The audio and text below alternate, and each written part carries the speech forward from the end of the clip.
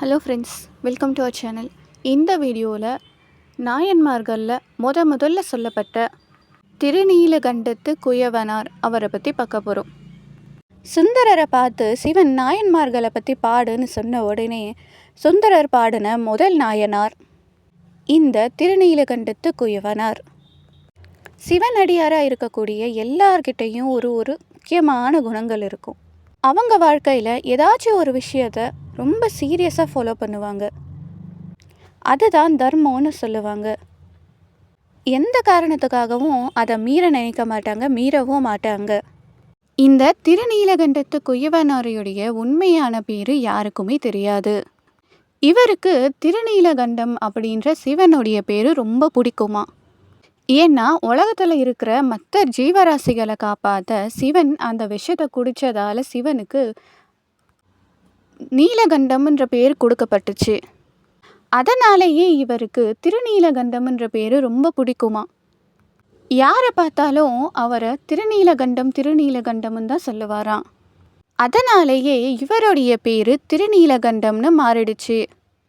சரி வாங்க, திருநீலகண்டத்து குயவனாருடைய கதை என்னன்னு பார்க்கலாம். அதுக்கு முன்னாடி நம்ம சேனலை இன்னும் சப்ஸ்கிரைப் பண்ணாமல் இருந்தீங்கன்னா சப்ஸ்கிரைப் பண்ணி வச்சுக்கோங்க. கூடவே பெல் ஐக்கானை கிளிக் பண்ணி வச்சுக்கோங்க. அப்போ தான் நம்ம போடுற வீடியோ உங்களுக்கு நோட்டிஃபிகேஷனாக வரும்.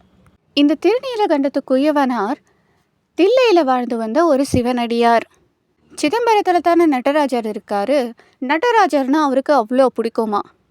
அது மட்டும் இல்லாமல் சிதம்பரத்தில் இருக்கிற எல்லா சிவன் கோவில்களுக்கும் போயிட்டு சிவனை வழிபடுவாராம்.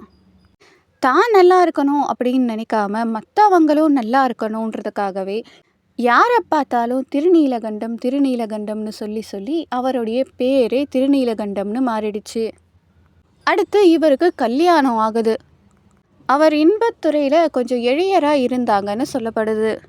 இந்த விஷயம் அவருடைய மனைவிக்கு தெரிய வருது. அவங்களும் அவர்கிட்ட கேட்குறாங்க. அந்த இடத்துல அவர் இல்லைன்னு சொல்லலை. ஆமாம், நான் தப்பு செஞ்சிட்டேன், என்னை மன்னிச்சிரு அப்படின்னு கேட்குறாரு. ஆனால் யாருக்கு தான் கோவம் வராது சொல்லுங்கள். அவர் மேலே ரொம்ப கோவமாக இருந்தாங்க. ஒரே ஒரு வார்த்தையை மட்டும் சொல்லிவிட்டு அங்கேருந்து போயிட்டாங்க. இனி எம்மை தீண்டுவீராக திருநீலகண்டம் அப்படின்னு சொல்லிட்டு அங்கேருந்து போயிட்டாங்க. அதில் என்னைன்னா என்ன தொடாதீங்கன்னு அர்த்தம். எம்மைனா பெண்களை தொடக்கூடாது அப்படின்றது தான் அர்த்தம்.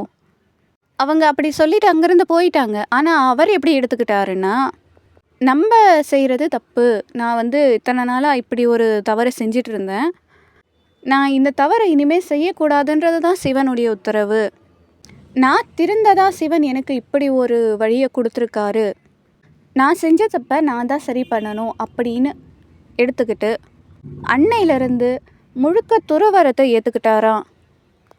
இவர் இருந்தது ஒரு சின்ன குடிசை. அதில் படுத்து தூங்க மட்டும்தான் இடம் இருக்கும்.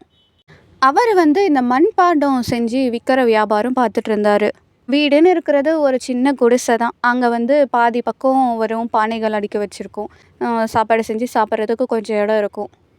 மற்றபடி பார்த்தா படுத்து தூங்க கொஞ்சம் இடம் இருக்கும், அவ்வளோதான். இவர் தினமும் தன்னுடைய தொழிலை ஆரம்பிக்கிறதுக்கு முன்னாடி முதல்ல ஒரு திருவோடு தான் செய்வாராம். அதை செஞ்சு காய வச்சு எடுத்து வச்சுப்பாராம். அந்த காலகட்டத்தில் எல்லாம் நிறைய சிவனடியார்கள் வருவாங்கல்ல, அப்படி வரக்கூடிய சிவனடியார்களுக்கு அந்த திருவோட இலவசமாக கொடுப்பாராம். ஏதோ அவரால் முடிஞ்ச உதவிகளை சிவனடியார்களுக்கு செஞ்சு வந்தார். இப்படியே பல வருஷங்கள் ஓடிடுச்சு. 2 பேருக்கும் வயசே ஆயிடுச்சுங்க. அப்போ கூட அவங்க சத்தியத்தை மீறவே இல்லை. அவங்க இளமை காலத்தில் செஞ்சுக்கிட்ட சத்தியத்தை அவங்களுக்கு வயசான வரைக்கும் கடைப்பிடிச்சாங்க. ஒரு நாள் அவர் திருவோடு செய்கிறதுக்காக மண்ணெல்லாம் எடுத்து போட்டு எல்லாம் ரெடி பண்ணிகிட்ருக்காரு. அந்த சக்கரத்தில் வச்சு பானை செய்கிறதுக்கு எல்லாம் அரேஞ்ச் பண்ணிகிட்ருக்காரு. அப்படி பண்ணிகிட்ருக்கிறப்ப ஒரு சிவனடியார் சிவனே முழு ரூபமாக நிற்கிற மாதிரி நின்னார். அவரை பார்த்த உடனே இவர் போயிட்டு வரவேற்கிறாரு. வாங்க வாங்க, எங்கேருந்து வரீங்க, எந்த ஸ்தலத்துக்கு போகிறீங்க அப்படின்னுலாம் அவரை கேட்குறாரு. அவரும், நான் ஒரு அவசர வேலையாக வெளியே போயிட்டுருக்கேன், என்கிட்ட ஒரு உயர்ந்த பொருள் ஒன்று இருக்குது, அந்த பொருளை பாதுகாப்பாக விற்கணும், யார்கிட்ட கொடுக்கலான்னு பார்த்தா நீ தான் கண்ணுக்கு தெரிஞ்ச, உன்கிட்டயே கொடுத்துட்டு போகிறேன், இதை பத்திரமா வச்சுக்கோ அப்படின்னு சொன்னார். அப்படி என்ன கொடுக்க போறாருன்னு பார்த்தா, ஒரு பொருள துணியில நல்லா சுத்தி அவர்கிட்ட குடுத்தாரு. என்னதான் இருக்குன்னு பார்த்தா, அது ஒரு திருவோடு. ஒரு திருவோடுக்கா இவ்ளோ அலப்பறன்ற மாரி, என்ன இது ஒரு சாதாரணமான திருவோடு தானே! இதில என்ன பாதுகாப்பா விக்க வேண்டியது இருக்கு? என்கிட்ட இந்த மாரி நெறைய திருவோடுகள் இருக்கேன்னு சொல்றாரு. அதுக்கு அந்த சிவனடியாரும், இது ஒண்ணும் சாதாரணமான திருவோடு இல்ல. உலகத்திலேயே இந்த மாரி ஒரு திருவோடு யார்கிட்டயும் இருக்காது. அல்ல அல்ல குறையாத அக்ஷய பாத்திரம் மாரி இந்த திருவீடுல அவ்ளோ ஒரு விசேஷம் இருக்கு அப்படின்னு சொல்றாரு. குயவனாரும் நான் இத பத்திரமா பார்த்துக்கிறேன் அப்படின்னு சொன்னாரு. சிவனடியாரும் சரி நான் கிளம்புறேன். எனக்கு ரொம்ப முக்கியமான வேலை இருக்கு அப்படின்னு சொல்லிட்டு அங்கேருந்து கிளம்பிட்டாரு. குயவனார் அந்த திருவோடை எடுத்துட்டு போய் அவங்க வீட்டில் ஒரு மரப்பெட்டி இருக்கும். அந்த மரப்பெட்டிக்குள்ளே வச்சு பூட்டி வச்சிட்டாரு. இப்படியே நாட்கள் போச்சு. கொஞ்ச நாள் கழிச்சு இந்த சிவனடியார் திரும்ப போனாரு. அவரை பார்த்ததும் குயவனார் போயிட்டு வாங்கய்யா போன வேலையெல்லாம் முடிஞ்சிச்சா அப்படின்னு சொல்லிட்டு கேட்குறாரு. அவரும் எல்லாம் முடிஞ்சிச்சு, நான் கொடுத்த திருவோடு கொடு, நான் போகணும் அப்படின்னு கேட்டார். அதுக்கு குயவனாரும் இல்லை இப்போ தான் வந்தீங்க, களைப்பாக இருப்பீங்க, எதனா சாப்பிடுங்க வாங்க அப்படின்னு கூப்பிட்றாரு. ஆனால் சிவனடியாரும் இல்லை இல்லை நான் கிளம்பணும், எனக்கு நேரம் இல்லை, நான் கொடுத்த திருவோடை மட்டும் கொடு, நான் போகணும் அப்படின்னு கேட்குறாரு. குயவனாரும் சரின்னு போயிட்டு அந்த பெட்டியை திறந்து பார்க்குறாரு. திறந்து பார்த்தா திருவோடு அங்கே இல்லை. இங்கே தானே வச்சோம், இந்த திருவோடு எங்கே போயிருக்கோம் அப்படின்னு தேடி தேடி பார்க்குறாரு. ஒன்றும் கிடைக்கல. உடனே அவருடைய மனைவி கிட்ட கேட்குறாரு, நம்ம திருவோடு எடுத்துகிட்டு வந்து வச்சோம் இல்லை, அந்த திருவோடு எங்கே போச்சு அப்படின்னு கேட்குறாரு. அவருடைய மனைவியும் எனக்கு தெரியலைங்க, இந்த பொட்டிக்குள்ளே தானே நம்ம வச்சோம் அப்படின்னு சொல்கிறாங்க. எல்லா இடத்துலையும் தேடி பார்க்குறாங்க, எங்கே தேடினாலும் திருவோடு கிடைக்கல. ரொம்ப பதட்டமாக இந்த சிவனடியார்கிட்ட வராரு. சிவனடியாரும் ஐயா என்ன ஆச்சு, ஏன் இவ்வளோ பதட்டத்தோடு வரீங்க அப்படின்னு கேட்குறாரு. அதுக்கு குயவனாரும் ஐயா தப்பாக எடுத்துக்காதீங்க, நீங்கள் கொடுத்த பொருளை நான் பத்திரமா பெட்டிக்குள்ளே வச்சு பூட்டி வச்சுருந்தேன், ஆனால் இப்போ பார்த்தா அந்த பொருளை காணோம் அப்படின்னு சொன்ன உடனே சிவனடியாருக்கு ரொம்ப கோபம் வந்துடுது. அது எப்படி வச்ச பொருள் காணாமல் போகும்? குயவனாரோ ஆமாங்க ஐயா, நீங்கள் கொடுத்த உடனே நான் எடுத்துகிட்டு போய் அந்த பெட்டிக்குள்ளே தான் போட்டு பத்திரமா வச்சுருந்தேன், யாரும் அந்த பெட்டியை திறக்கக்கூட இல்லை, எங்கே போச்சுன்னே தெரியல, வேணும்னா நீங்கள் வந்து தேடி பாருங்க அப்படின்னு சொல்கிறாரு. சிவனடியாரை கூட்டிகிட்டு போய் காமிக்கிறாரு. அவரும் பார்க்குறாரு, எங்கேயுமே இல்லை. குயவனாரை பார்த்து சிவனடியார் கேட்குறாரு, அது எப்படி வச்ச பொருள் காணாமல் போகும்? இங்கே இருக்கிறது நீங்கள் 2 பேரும் மட்டும்தான், உங்களை தவிர வேறு யாருக்கு இந்த ஓட்டை பற்றி தெரிஞ்சிருக்கும் அப்படின்னு சொன்னார். உடனே குயவனாரும் ஐயா நான் வந்து ஏழை தான், அதுக்காக நான் திருடி தான் பிழைக்கணும்னு எனக்கு ஒரு அவசியமும் இல்லை. என்ன சொன்னாலும் சிவனடியார் ஒத்துக்கவே இல்லை. நீங்கள் தான் திருடி இருக்கீங்க, அது ரொம்ப அற்புதமான பொருள்னு உங்ககிட்ட மட்டும்தான் நான் சொல்லியிருக்கேன், அப்போ நீங்கள் தான் எடுத்து வச்சுருக்கணும் அப்படின்னு சொல்கிறாரு. உடனே குயவனாருடைய மனைவியாரும் வந்து காலில் விழுந்து கெஞ்சுறாங்க, நாங்கள் எடுக்கலையா அப்படின்னு சொல்லிட்டு. ஆனால் சிவனடியார் கேட்கவே இல்லை. நீங்கள் எடுக்கலைன்னு சொல்கிறீங்கல்ல, அப்போ வாங்க ஊர் ஜனங்க மத்தியில் சத்தியம் பண்ணி கொடுங்க அப்படின்னு கேட்குறாரு. அவங்களும் சரி சத்தியம் பண்ணி தரேன்னு ஒத்துக்கிறாங்க. சிவனடியாரும் ஊர் பெரியவங்களாம் இருப்பாங்கள்ல, அவங்கக்கிட்ட போய் இந்த மாதிரி நடந்துச்சு, இவங்களை நான் சத்தியம் பண்ணி கொடுக்க சொல்லியிருக்கேன், உங்கள் எல்லாரையும் சாட்சியாக வச்சு உங்களை சத்தியம் பண்ண சொல்லுங்க அப்படின்னு சொன்னார். ஊர் பெரியவங்களும் ஐயா இவர் அப்படிப்பட்டவர் இல்லை, பெரிய சிவனடியார், பொய்யே சொல்ல மாட்டார், ரொம்ப நல்லவர், வர சிவனடியார்களுக்கெல்லாம் இவரே ஒரு திருவோடு இலவசமாக கொடுத்து அனுப்புவார், அவர் வீட்லேயே நிறைய திருவோடு இருக்கே, அப்புறம் ஏன் உங்கள் திருவோட்டை அவர் திருட போகிறாரு அப்படின்னு கேட்டாங்க. இல்லை மற்ற திருவோடு மாதிரி நான் கொடுத்த திருவோடு இல்லை, அது ரொம்ப அதிசயமான ஒரு திருவோடு, உலகத்தில் யார்கிட்டேயுமே அந்த மாதிரி ஒரு திருவோடு இல்லை, அதை சொல்லி தான் இவர்கிட்ட நான் கொடுத்துட்டு போனேன், அதனால தான் இவர் எடுத்து வச்சுட்டு கொடுக்க மாட்டேன்றாரு அப்படின்னு சொன்னார். சரி சத்தியம் பண்ணி கொடுத்தா நம்புவீங்கல்ல, அவர் சத்தியம் பண்ணி கொடுப்பாரு அப்படின்னு வாக்கு கொடுத்தாங்க.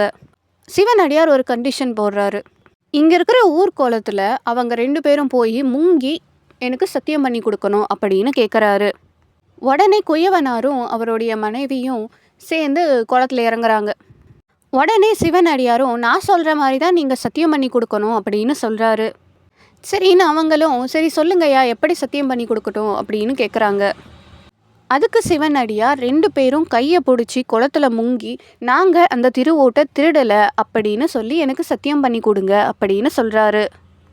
ஆனால் குயவனாரும் அவருடைய மனைவியாரும் கையை பிடிச்சி சத்தியம் பண்ணி கொடுக்க மாட்டேன்றாங்க. அதை பார்த்த சிவனடியார், அப்போ நீங்கள் திருடிருக்கீங்க, அதனால தான் நீங்கள் கையை பிடிச்சி சத்தியம் பண்ணி கொடுக்க மாட்டேன்றீங்க அப்படின்னு சொன்னார். அதை பார்த்த ஊர் ஜனங்களும், இவ்வளோ வயசாச்சு, இப்போ போயிட்டு கையை பிடிச்சி சத்தியம் பண்ணுறதுக்கு என்ன இருக்குது, இவ்வளோ வயசாயிருக்கு உங்களுக்கு, கையை பிடிச்சி சத்தியம் தானே பண்ணுங்க அப்படின்னு சொல்கிறாங்க. ஆனால் குயவனாரும் அவருடைய மனைவியாரும் இதுக்கு ஒத்துக்கவே மாட்டேன்றாங்க. இதை பார்த்த ஊர் மக்களுக்கும் சந்தேகம் வர ஆரம்பிச்சிடுச்சு. அப்போ இவங்க திருடி இருப்பாங்களோ அப்படின்னு நினைக்க ஆரம்பிச்சிட்டாங்க. அப்போ தான் இவங்க சொல்கிறாங்க, இப்படியெல்லாம் நடந்துச்சு, அன்னையிலேருந்து நாங்கள் தனித்தனியாக தான் இருக்கோம், அதுவும் இல்லாமல் சிவன் மேலே நான் சத்தியம் பண்ணிட்டேன், அதனால் என்னால் இதை மீற முடியாது அப்படின்னு சொன்னாங்க. இதை கேட்ட ஊர் மக்களும் அவ்வளோ ஆச்சரியத்தோடு பார்க்குறாங்க.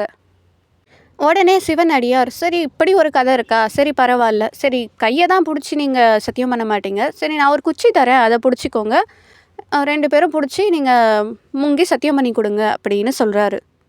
அவங்களும் அதே மாதிரி அந்த குச்சியை பிடிச்சிட்டு தண்ணியில் முங்கி சத்தியம் பண்ணுறாங்க. அவங்க அப்படி முங்கும்போது அவங்களுக்கு 80 வயசு. ஆனால் அவங்க வெளியே வரப்போ அவங்க எந்த வயசில் அந்த சத்தியத்தை பண்ணாங்களோ, அந்த இளமை காலகட்டம், அந்த காலகட்டத்தில் எப்படி இருந்தாங்களோ அந்த மாதிரி வெளியே வந்தாங்க.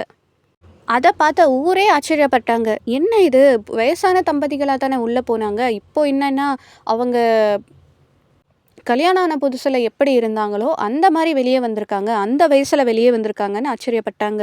அப்படி வெளியே வந்தப்போ வானத்தில் சிவனும் பார்வதியும் ரிஷப வாகத்தில் காட்சி தந்தாங்க.